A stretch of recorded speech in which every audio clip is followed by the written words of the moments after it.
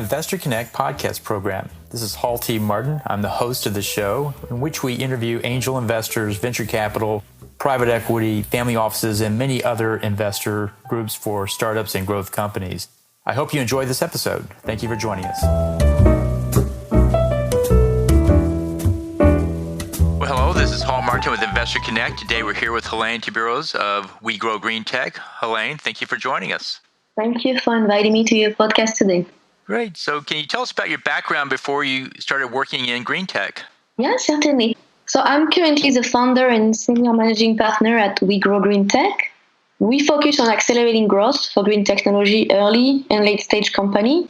But my background has always been, most of it has been in technology. So I received a PhD in electrical engineering from Toulouse, France. I worked around 20 plus years, working high tech. First, as I was an advanced research engineering for deep submicron processes at Motorola in Austin. Then I switched to software engineering for electronic design automation companies. And then gradually I evolved into marketing, sales, business development for large technology corporations. So what led you to start working in the green tech sector? So 2 years ago, I started working in the green technology mainly for three different reasons. The first one is my passion for environment. So if I did a lot of market research, and if you really look in the last 200 years, human activity has caused many things. It's caused climate change. It's caused 85% of our species becoming extinct, desertification, ocean acidification, waste, plastic pollution, and a lot of other large-scale shifts that didn't exist before. So to preserve us, there is a very strong incentive in regenerating our planet today. So the second aspect is really my love for technology. I strongly believe technology can be successfully applied to create practical solutions for environmental problems. So today you had an amazing time, really. If you start looking at technologies that were developed a few years ago, artificial intelligence, IoTs, robotics, data analytics, machine learning, biotechnology, all these technologies have now matured. And it's allowing us, and you see that in the market, to create practical, measurable solutions that could not exist in the past. And the third one that's related to technology and environment is really that the market is ripe for green technology. So I spent quite some time doing market research. And what you can observe, I was presenting at Samsung Innovation Center lately, and what you can observe is a convergence of three different drivers. Like besides, obvious environmental reason, you're observing a lower cost in technology, like in the case for renewable energy, for example. You have an increasing corporate social responsibility and an increasing customer sensitivity towards sustainability. So this combination of drivers really are pushing green technology forward in a way that didn't exist before. So what's your advice for people joining the green tech sector? What do you advise them on? So it's really interesting, this sector, because typically, right, you want passionate people, because passionate is the fuel, is the drive. And what you see in green technology is a lot of passionate founders, but they're not necessarily looking with business glasses, right? So what I typically advise people is to be persistent and also to have common sense. By common sense, I really mean that focus on the business growth, focus on the market opportunity. The goal is to not only develop a solution that has an impact on the environment, but to be able to scale it, right? So our experience, we've been doing that for a couple of years now, is we've been seeing founders that are very passionate because of the essence of this sector, but very often pushing a solution with a technology hard to scale or a market too hard to penetrate. So the passion in this case has to be moderated with business realities. And what we've seen is an emergence of people, like we've been talking to quite a few companies within the US and outside the US, and you see more and more emergence of business leaders that are passionate about environment, but are following the traditional business ethics that you need to be successful. So for those who are investing in the green tech space, what is the market size currently, and how would you define the green tech space currently? That's a very interesting question, because ask somebody, what is green technology? So I always do that because I'm curious to see the answer. And quite often people think, oh, it's clean technology. Maybe sometimes renewable energy, but people don't have a very clear vision of green technology is. And if you look at green technology, the traditional definitions, so it's any technology that is considered environmentally friendly based on either its production process or its supply chain. So like if you kind of try to simplify the definition in broader terms, it just refers to any technology which use is intended to mitigate or reverse the effect of human activity on our environment.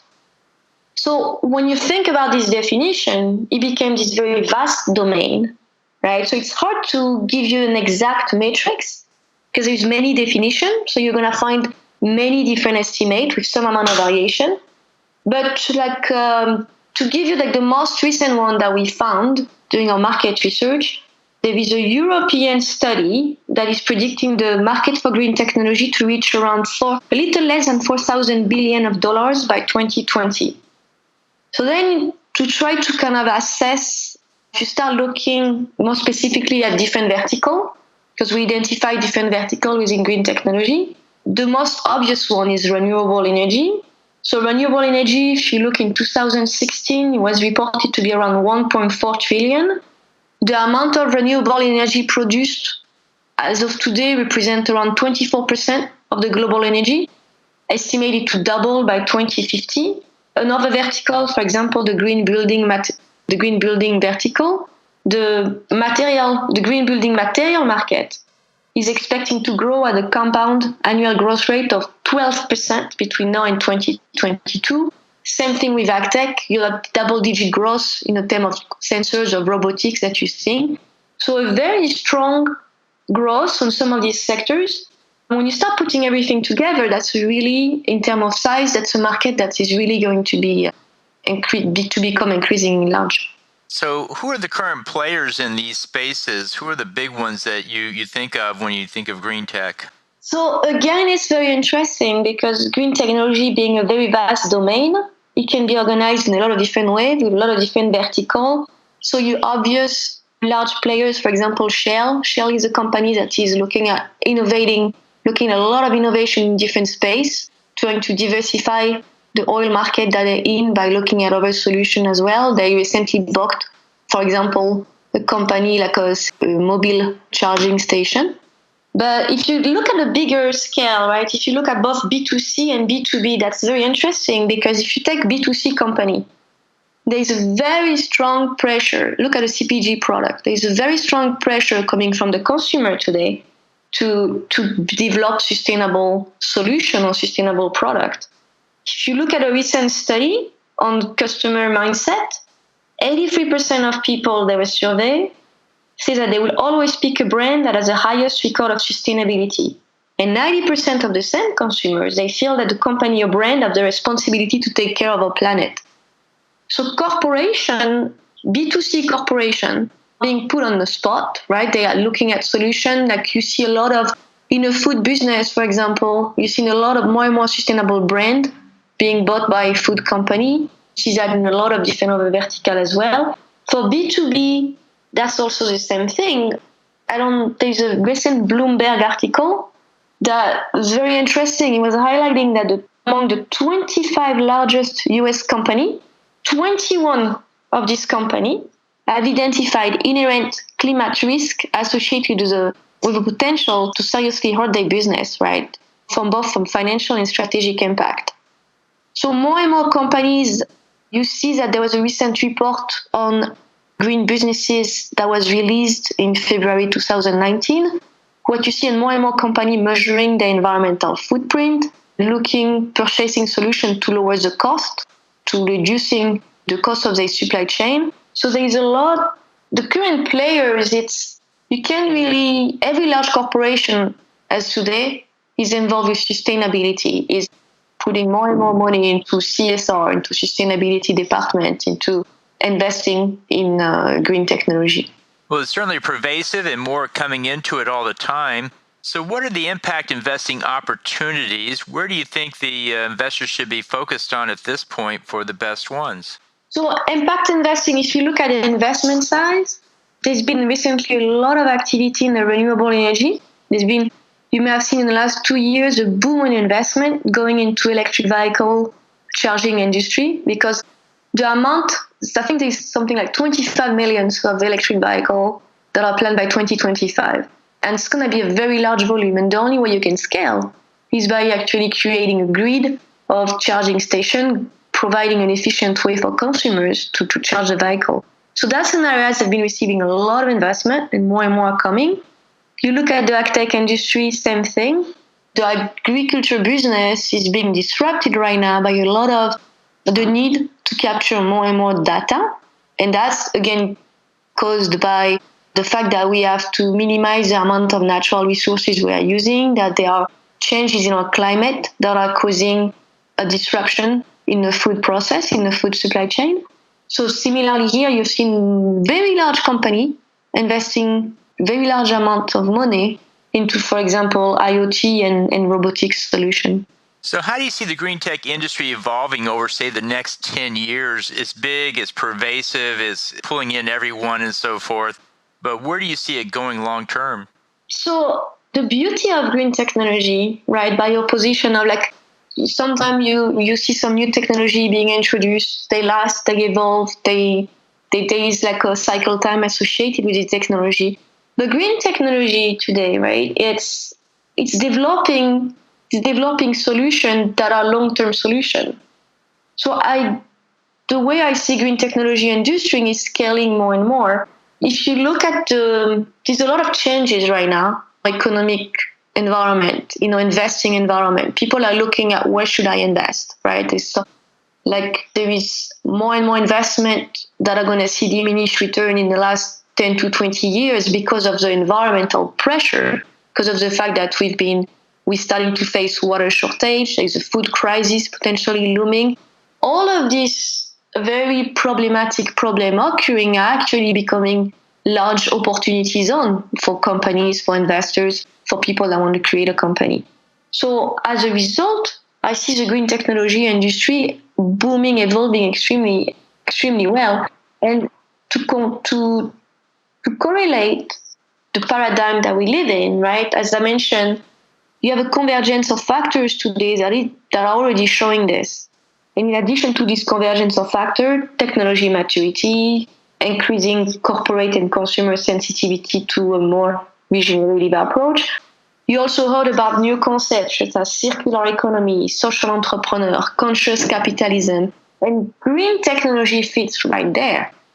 The circular economy, you can see, I always like to see green technology as a practical representation of circular economy. All these very high-level concepts can be articulated in a practical way with green technology solutions.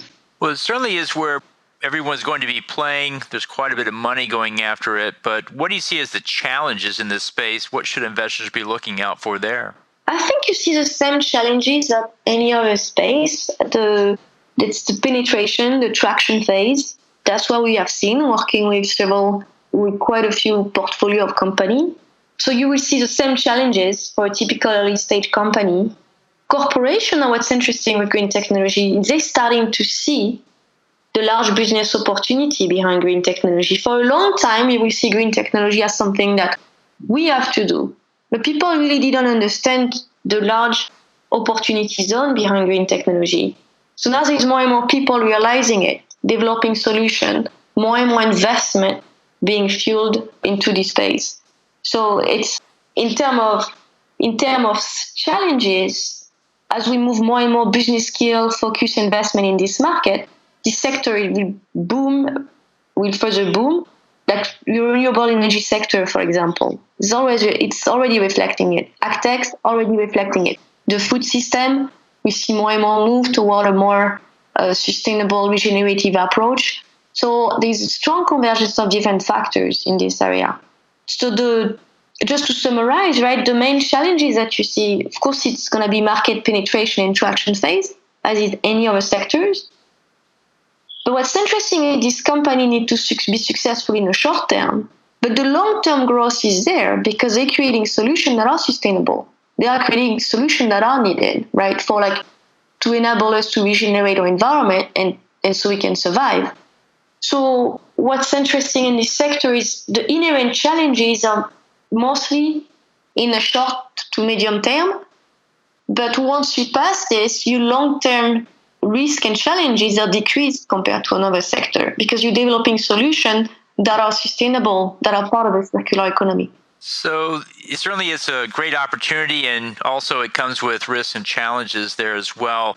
Quite a bit of money's going into it, but we appreciate the summary of this industry. In the last few minutes that we have here, what else should we cover that we haven't?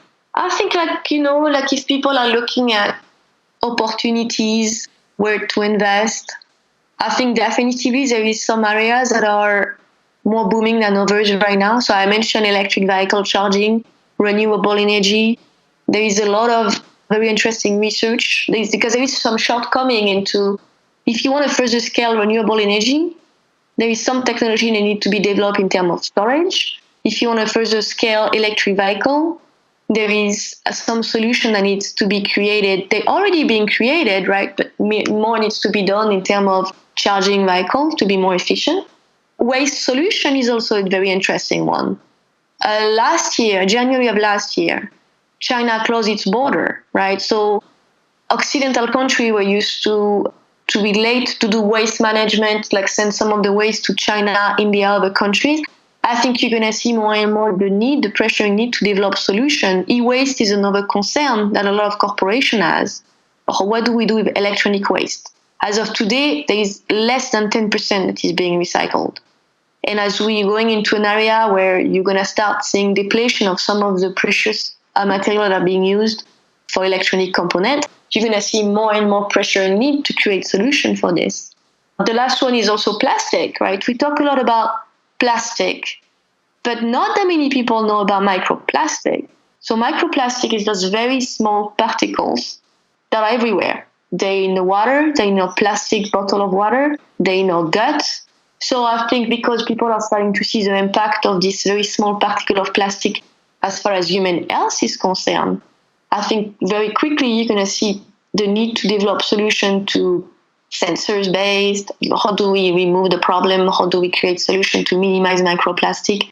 So this very interesting area, those are kind of like some very interesting one where I think we're seeing a lot of financial growth, a lot of potential for like developing solution. So that's I think how we like to conclude the conversation. Well, we appreciate the summary of this, and it's quite a great opportunity for investors to be a part of, as well as startups as well. We look forward to seeing many more activities in this area. How best for listeners to get back in touch with you? We have currently a website, We Grow Green Tech. I'm also on LinkedIn. I also can be reached at Hélène at wegrowgreentech.com, and that will be it. Oh, great. We'll put those in the show notes so people can get back in touch with you. Thank you for joining us, and hope to have you back for a follow-up soon. Thank you very much. It was a pleasure. Investor Connect helps investors interested in startup funding. In this podcast series, experienced investors share their experience and advice. You can learn more at investorconnect.org.